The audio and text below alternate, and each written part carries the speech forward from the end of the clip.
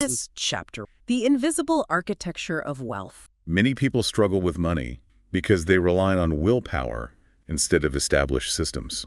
This chapter introduces the idea that building lasting wealth isn't about earning a massive salary or being miserable, but about automating your financial habits. Hello, everyone, and welcome to ZAM Audiobook. Thank you. I'm really excited for today's discussion. Yeah, I'm glad we're doing this. Normally when we talk about diagnosing a problem, like a medical issue, there's a lot of certainty. Right, like an X-ray. Exactly. You break your arm, the doctor takes an X-ray, and boom, there's that jagged white line on the screen. The doctor just points at it and says, there is the problem. It's very binary. Broken or not broken. Yeah. And honestly, even though a broken arm hurts, that clarity is really comforting. We like to see things neatly categorized. Well, that comfort definitely comes from certainty. Because, when you can physically see the mechanics of a problem, you can immediately visualize the solution. Right. You put a cast on it and wait 6 weeks. Exactly. The system just makes sense. But when you step away from the physical world and into the world of personal finance, that metaphorical X-ray machine is completely broken. Oh, completely. It's totally dark. Right. Most people are operating entirely in the dark with their money. They just feel this baseline level of stress, like this ambient hum of anxiety. Always wondering where the money went at the end of the month. Exactly.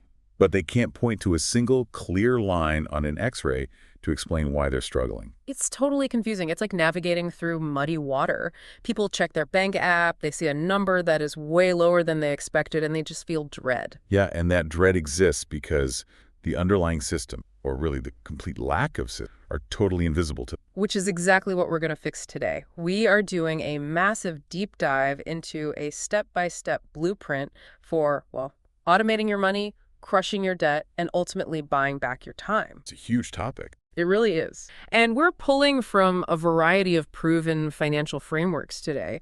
We're looking at strategies ranging from, basic blue-collar saving all the way to advanced lifestyle design. And what's amazing is that even though these strategies come from different perspectives, they all point to the exact same fundamental truth. Which is the core mission of our discussion today. We want to show you how to set up an invisible architecture that basically manages your money for you. Yeah, and I think the most surprising thing for a lot of people is that building lasting wealth does not require a six-figure salary. Wait, really? Because I feel like everyone thinks you need to be making $200,000 a year. Nope. It doesn't require a huge salary, and it definitely doesn't require extreme frugality like, washing and reusing paper towels. Oh, thank goodness. I hate that kind of advice. Right. And it certainly doesn't require superhuman willpower. All it requires are robust, automated systems. That's a huge shift in mindset. I mean, society and the media totally condition us to believe that wealth takes back-breaking effort. Or a lifetime of extreme sacrifice. But the reality is that wealth is built through consistent automatic habits. You have to take the human element out of it entirely. Because humans are flawed. We get tired, we get emotional. Exactly. We have impulsive desires and bad days. You have to take all of that out of the equation. So if you're listening right now, I want you to just imagine something. Imagine a life where your net worth grows every single month, automatically. Without fail. Without fail. Your savings go up, your investments grow, your debt shrinks, and you never have to agonize over a restrictive budget spreadsheet. Imagine the peace of mind, knowing your financial future is just handling itself in the background. While you actually focus on living your life, I love that. Chapter 2, the willpower bottleneck and playing defense. Traditional budgets often fail because they drain our limited daily willpower. We discuss how small, unconscious daily expenses and the desire to constantly upgrade our lifestyle can silently destroy long-term wealth. So, to get to that point of peace, we really need to rethink how we approach our daily money decisions. We need to talk about willpower. Yes. Willpower is exactly where mainstream financial advice just completely misses the mark. Because the standard advice is always, make a budget, track every penny, deny yourself what you want. Right. But if you look at the psychology behind it, traditional budgets are just financial crash diets. Oh, that's such a good way to put it. And we all know how crash diets end up. You restrict yourself, you feel totally miserable, and you rely on pure willpower to not eat the cake in the break room. And then what happens? You have a terrible day at work, you're exhausted, and you end up eating the entire... Exactly. Traditional budgeting relies on willpower, which studies show is a highly limited resource. We wake up with a finite amount of decision-making energy. Decision fatigue. Right. By 5 p.m., after making 100 choices at your job, your brain's just fried. And then you walk out into a world that is basically weaponized against your wallet. Completely. We're constantly bombarded by ads designed to make us spend. Every screen, every social media feed. They hire brilliant psychologists just to figure out how to separate us from our money. So if you're using your tired end-of-the-day willpower to fight a billion-dollar advertising industry, I mean, you're bringing a pocket knife to a gunfight. You're definitely going to lose. Which makes me think of a great example we came across. This blue-collar couple we'll call Jim and Sue. Oh, this is a fascinating case study. Yeah, they're kind of the perfect example of doing this right. They were a completely average couple. Jim was a low-level manager. Sue was a beautician. And their combined income never went over $55,000 a year. Right. Never over $55K. But when they got ready to retire in their early 50s, they had over $1 million in liquid savings. And 2 completely debt-free homes. Which instantly makes people skeptical, right? When you hear that, you think, okay, what's the trick? Did they win the lottery? Did a rich uncle die? Did they buy some crazy penny stock? But the answer is no. They were very clear that willpower and discipline were not their secrets. They didn't even use a budget. Right. They just made their financial lives completely automatic early on, and then they just lived their lives. But, before we talk about how they automated things, we have to look at where they actually found the money to save on a modest income. Yeah, that's the big question. And it comes down to understanding something really profound about unconscious spending. Which brings us to the trap of small daily expenses. Sometimes people call this the latte factor. Right, the infamous latte factor. It gets a lot of debate, but it's really just a metaphor for how small, unexamined expenses slowly eat away at your long-term wealth. The math on it is actually staggering. It's not just about a literal cup of coffee. It's about finding the hidden leaks in your financial ship. So let's break down the math. Let's say you spend $5 a day on a fancy coffee, though honestly these days it's more like $7 or $8. But let's stick to $5. That's about $150 a month, which, to be fair, doesn't sound like a life-changing amount of money. Short term, no. $150 won't buy you a house this year. Right. But humans are notoriously bad at grasping compound interest. If you take that $5 a day and, instead of drinking it, you invest it in an account earning a 10% average annual return. The compounding takes over. Exactly. Over 5 years, that daily coffee becomes over $11,000. Over 15 years, it's over $62,000. Wow. And over a 40-year working life, that $5 a day turns into nearly $1.9 million in lost wealth. Okay, wait, let me push back a bit here, because I know this is a super sensitive topic. Oh, absolutely. Whenever an article goes viral telling people they can't buy a house because they eat avocado toast or buy a latte, people get understandably furious. Right, it feels insulting. Yeah. Isn't focusing on a $5 coffee just victim-blaming people for enjoying a tiny pleasure? When the real issue is that housing, healthcare, and groceries are astronomically expensive. That is such a vital critique. But dismissing the math entirely just because the metaphor feels insulting is a mistake. Okay, how so? Both things can be true at once. Yes, there are massive economic headwinds, housing is crazy, but focusing on those daily expenses isn't about forced deprivation. So it's not about being miserable. Not at all. It's a metaphor for unconscious spending. It's about playing defense with your money because it's the one variable you actually control. Right, I can't control interest rates or double my salary tomorrow. But you can control where your dollars leak out today. Mathematically, just a 6% reduction in your overall consumption can turn a mediocre savings rate into a fantastic one. So the goal isn't to stop enjoying life. If that morning coffee brings you genuine joy, you should keep it. Exactly. Keep the coffee if you love it. The goal is to eliminate the spending that doesn't bring you joy. Like those app subscriptions you forgot about 3 years ago. Or buying lunch at your desk when you don't even taste it. Or late-night online shopping where the stuff just sits in your closet. Which leads perfectly into another really sneaky psychological trap. Even if you cut out the unconscious spending, you can get totally derailed by the Diderot effect. Ah, the Diderot effect. This is a classic psychological phenomenon. Yeah, it's named after an 18th century philosopher, Denis Diderot. He lived a very simple life, but one day he was gifted this magnificent, luxurious scarlet robe. A very nice robe. Right.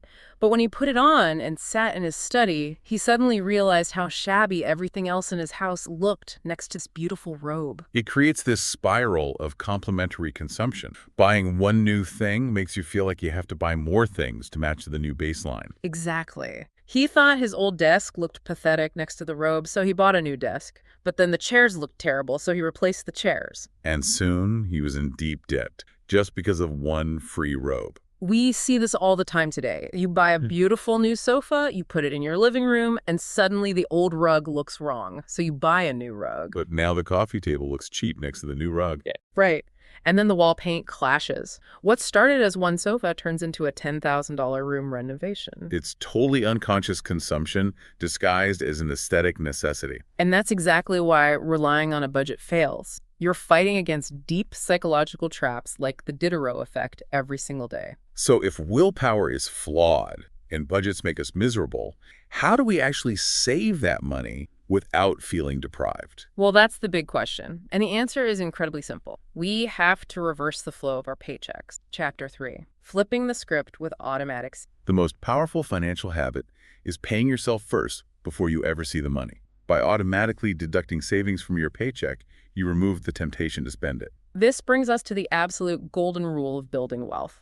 It's the bedrock principle. Pay yourself first. It sounds like a bumper sticker cliche, I know, but it is the most misunderstood strategy in personal finance. To really understand why paying yourself first is so powerful, we need to look at a quick history lesson about how income taxes work in the U.S. It's actually a fascinating behavioral economics lesson. Yeah, because the system wasn't always set up so that money magically disappears from your paycheck before you see it. No, it used to be entirely in the hands of the workers. Right. Before World War II, people got their full gross paycheck. The government basically used the honor system. They expected people to save a portion of their money all year and write one massive check in the spring. And what do you think happened? Human nature happened. People got their full paychecks, they experienced the Diderot effect, they bought the lattes, they upgraded their lives, and they spent it all. Right. Come tax season, millions of people simply didn't have the money. So the government realized that humans are inherently terrible at saving for a distant future when they have immediate desires right in front of them. Exactly. So they instituted automatic tax withholding. They stopped asking people to save and just started taking their cut off the top. Before the worker ever had a chance to touch it or spend it.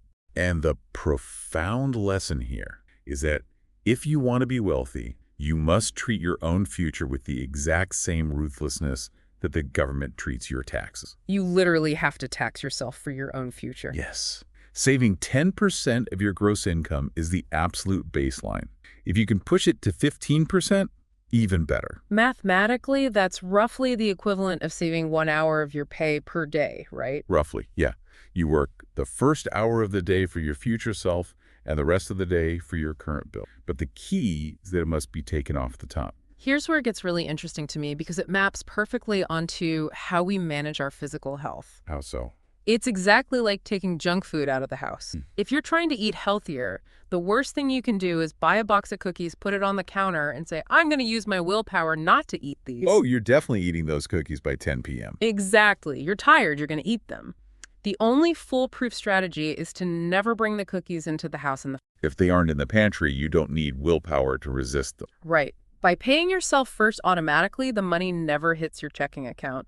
And if it isn't in your checking account, you simply can't spend. Human nature is incredibly adaptable, which is the secret to why this works. So if your gross paycheck is $4,000 and you try to manually save $400 at the end of the month, you'll fail because it feels like a loss. It feels like you're taking money away from you. But if that $400 is automatically diverted into an investment account before it hits your bank? Your bank balance just shows $3,600. Exactly. And you will naturally unconsciously adapt your grocery shopping and your entertainment to live on that $3,600. You trick your own psychology. So for the listener who wants to do this today, where exactly is this 10 to 15% going before we sit? The most efficient place is into pre-tax retirement accounts provided by your employer, like a 401k or a 403b in the U.S. And if your company offers a matching contribution where they put in $1 for every dollar you contribute, you absolutely have to take that. You must. That is literally free money. Refusing an employer match is like walking into your boss's office and saying, no, thank you, please pay me less this year. And doing it pre-tax is crucial too, right? It's about the math of the tax code. Absolutely. When you invest pre-tax money, you are investing a significantly larger principal amount. Because if you earn $100 and take it home, after taxes, you might only have $75 to invest. Right. But if you invest pre-tax, The entire $100 goes into the market immediately. This lets compound interest work on a much larger base over the decades. Your money is compounding on money that would have otherwise just gone straight to the government. It's a massive advantage that accelerates your wealth timeline. Chapter 4. The Architecture of Automation. Managing daily expenses becomes stress-free when you split your money into specific buckets. We explore setting up automated accounts for daily living, guilt-free fun, and emergency. Okay, so setting up that automatic deduction handles the long-term retirement picture. The money is out of sight, compounding quietly for decades. We've successfully paid our future selves first. But, what about the money that does finally hit our checking account? We still have to live. We still have to pay rent, buy groceries, and ideally go on a vacation sometimes. Right. So how do we organize the money we actually live on without resorting to that miserable budget spreadsheet? This is where we turn to a really popular strategy involving a bucket system. The idea is that seeing one big lump sum in a single checking account is incredibly stressful. Because you look at it and wonder, is this rent money? Or can I use this to buy concert tickets? Exactly. So to fix this, we need to separate your incoming money into 3 primary buckets: the blow bucket, the mojo bucket, and the grow bucket. Let's break these down, starting with the blow bucket, because honestly, that sounds like the most fun one. It is. The blow bucket is exactly what it sounds like. It's the money you blow on your everyday living and your lifestyle. But even within this bucket, you divide it up to give yourself guilt-free permission to enjoy life. Right. First, the lion's share, about 60% of your take-home pay, goes toward your daily non-negotiable living. Rent, groceries, basic transportation. Okay, 60% makes sense as a baseline. But what about the rest? Then we get to the fun parts, which are vital for psychological sustainability. Because if you don't budget for fun, you will rebel against your own system. It's like the cheat day on a diet. Exactly. Yeah. So 10% goes to what we can call your splurge account. This is for short-term, guilt-free fun, buying new shoes, going out for drinks, or buying that daily coffee. And you just attach a debit card to this account and spend it until it hits 0. Yes. And when it's 0, you stop. But you never feel guilty about spending it because it was designed to be. I love that. Then another 10% goes to a smile account. This is for slightly longer-term goals that make you smile, saving for a summer vacation, a new laptop, things like that. Okay, so 60% for daily expenses, 10% for splurge, 10% for smile. That equals 80%. Where does the remaining 20% go? That remaining 20% is critical. It goes into your fire extinguisher account. This is your rapid response money. So putting out financial fires. Like a sudden car repair or a medical bill. Or if you don't have emergencies, you use this 20% to aggressively smash down any bad debt you have, which we'll talk about soon. Giving every dollar a specific job description is so smart. Now, what about the second main bucket, the mojo bucket? The mojo bucket is your true emergency fund, your financial. The goal is to start with a baseline of about $2,000 just to get some breathing. And eventually scale it to 3 to 6 months of living expenses. Exactly. But there is a very specific structural rule about where this mojo bucket needs to live. Right. It can't just be a sub-account on your normal banking app, can it? No. It must be kept in a separate high-yield account at a completely different bank than your everyday account. Why go through the hassle of opening an account at a totally different bank? To manufacture behavioral friction. If your emergency fund is just one swipe away on your main banking app, it's way too easy to rationalize a fake emergency. Oh, I know. Suddenly, a weekend trip to the beach feels like a mental health emergency. Or a big sale on a TV feels like a financial emergency you have to take advantage of. Yeah.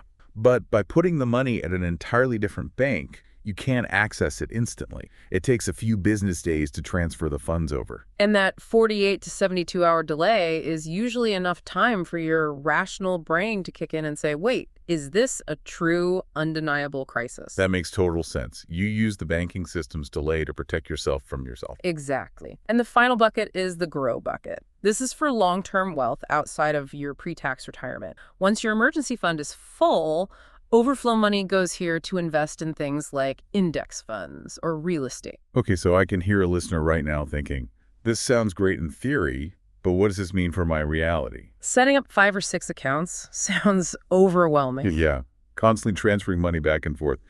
Doesn't this create more work and stress every month? It's a common fear, but the reality today is the exact opposite because of modern banking automation. This is a one-time setup. So it's not a monthly chore. Not at all. You can turn the setup phase into a financial date night.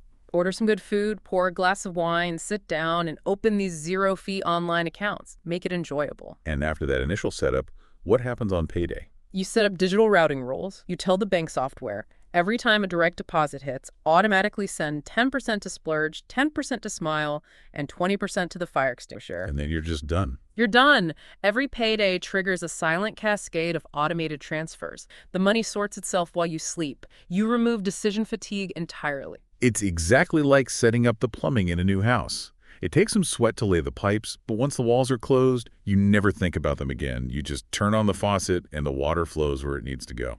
Chapter 5. Decimating Debt and Avoiding the Housing Trap. High-interest consumer debt is a major roadblock to wealth, often kept alive by the minimum payment trap.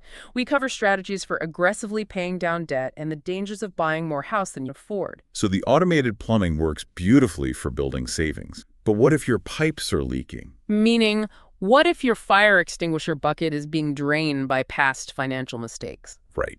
Before we can truly build wealth, we have to address the massive elephant in the room. Consumer debt. It's the great wealth destroyer. It really is an anchor dragging behind your speedboat. The average American family owes over $8,400 on credit cards alone. And it's not just the principal amount that's the problem.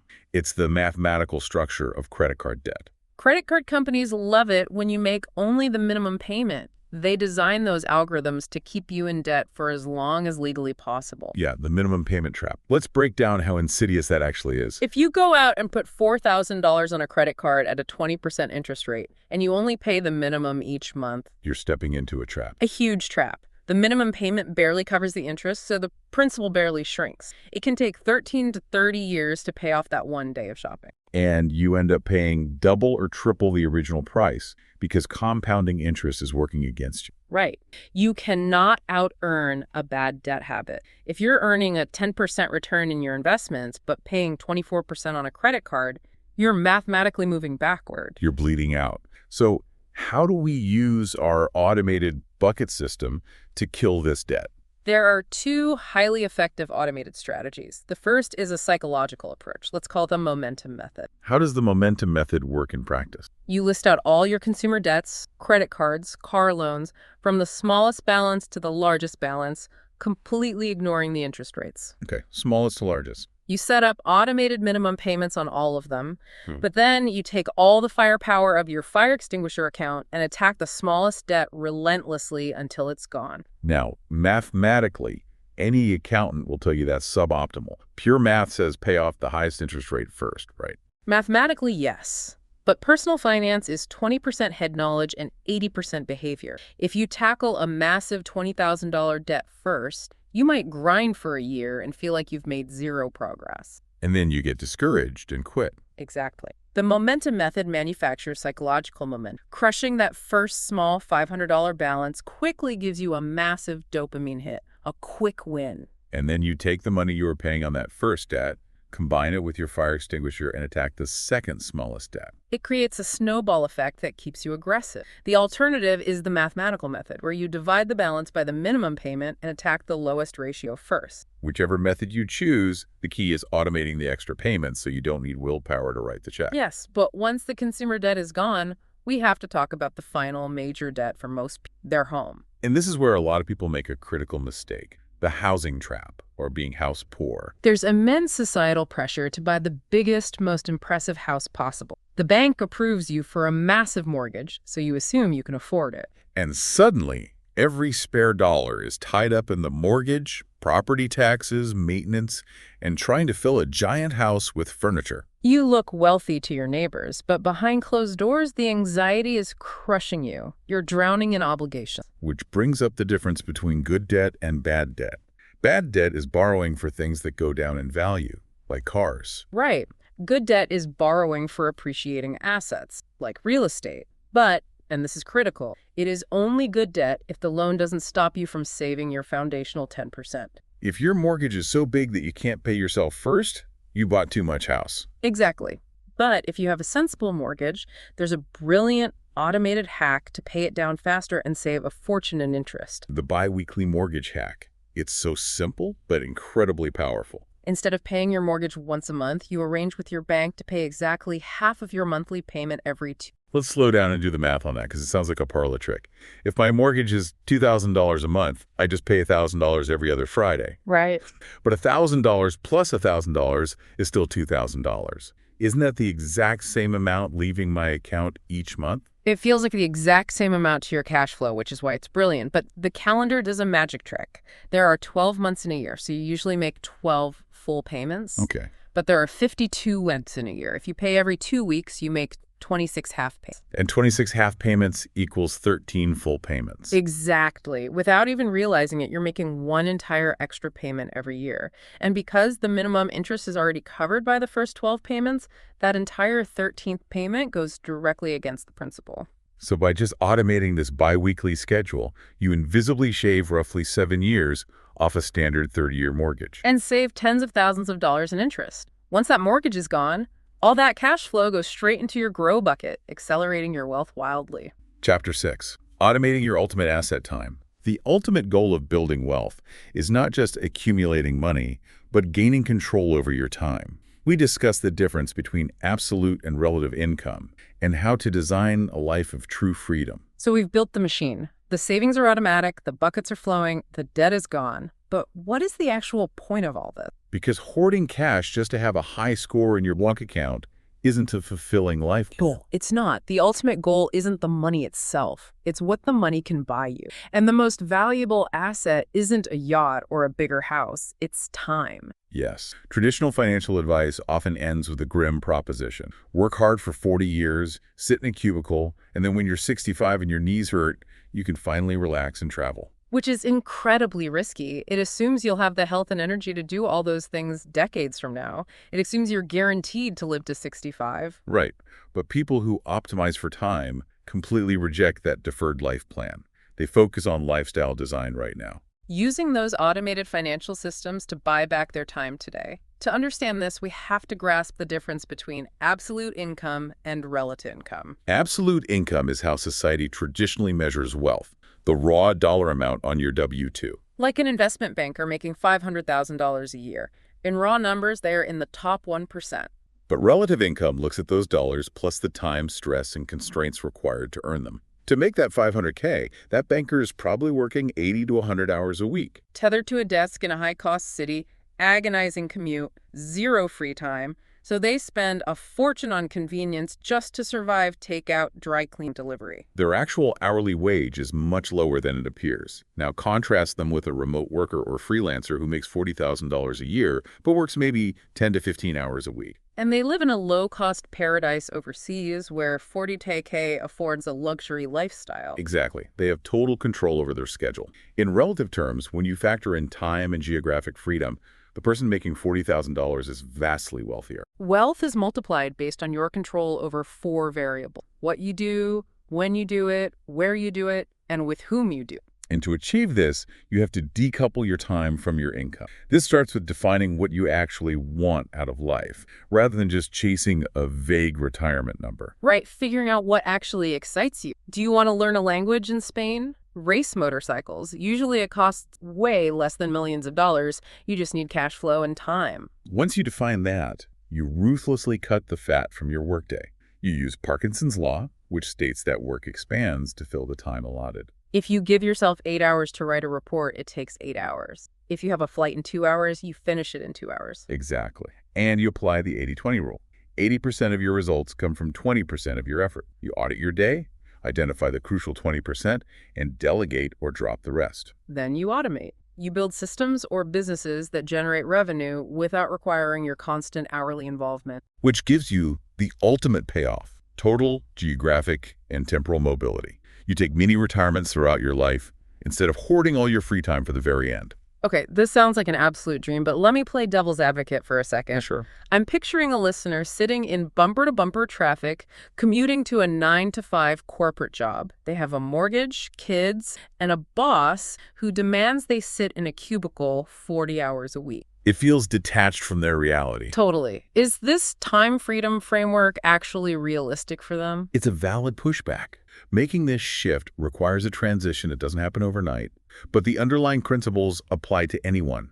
Even in corporate America, you can use the 80-20 rule to eliminate busy work. Stop volunteering for useless committees. Right. You become hyper-efficient at the 20% of your job your boss actually values. And you leverage that efficiency. You propose a trial period of remote work. Let me work from home on Tuesdays. I guarantee my output will increase. Exactly. You prove your productivity skyrockets, then you negotiate for 2 days, then 3, and you use the time you save on commuting to start building your own automated systems on the side. You don't use the reclaimed time to watch more TV. You use it to build systems that scale independently of your physical presence. Precisely. Okay, let's take a breath and do a rapid-fire recap of the blueprint. First, play defense, stop unconscious spending, and avoid the Diderot effect. Second, pay yourself first, pre-tax. Third, organize your life into automated blow, mojo, and grow buckets, keeping your emergency funds separate. Fourth, crush bad debt using the momentum method and optimize your mortgage with bi-weekly payments. And fifth, leverage that automated wealth to buy back your time. Decouple your hours from your earnings and design your ideal lifestyle today. It's a brilliant, cohesive system. But there's one final piece we haven't touched on yet, and it's deeply important for the psychology of wealth. Giving a percentage away to charity. Setting up an automatic transfer to causes you care about does 2 things. Practically, it helps the world. But psychologically, it signals to your subconscious that you live in abundance. It tells your primal brain, I have more than enough to survive, so much that I can provide for others. Which is crucial for getting off the hedonic treadmill, that endless cycle where you make more, buy more, and never feel satisfied. Giving grounds you in gratitude. That is a beautiful way to look at it. And it brings us to a final provocative thought for our listeners today. It's about the evolution of the definition of freedom. Oh, I love this concept. Early in your financial journey, you're chasing freedom TO. You want the freedom to travel, the freedom to buy a nicer car, the freedom to order whatever you want at a restaurant. Which is highly motivating. It gets you to set up the systems. But as your systems mature, the debt vanishes and your wealth is churning in the background while you sleep. The goal shifts. It becomes about freedom from... Freedom from anger. Freedom from crippling financial anxiety that keeps you up at 3 a.m. Yes, freedom from forced obligations, freedom from toxic bosses, and ultimately, the highest level of wealth, freedom from the need to constantly think about money at all. Because the invisible architecture you built is doing all the heavy lifting. You've outsourced the stress to the math. So as you go about your day, ask yourself, how much of your current mental energy is spent exhausting your willpower, chasing the freedom to consume? And what small, simple system, maybe just setting up that one automated transfer, can you start today? When you implement these automated buckets and pay yourself first, you're turning on that X-ray machine we talked about. The muddy waters become clear, and it requires 0 daily willpower to walk the path. It's been a pleasure unpacking this blueprint. Remember, start small, automate everything you can, and use your systems to buy back your life. Thank you for taking this deep dive with us today. Goodbye, everyone.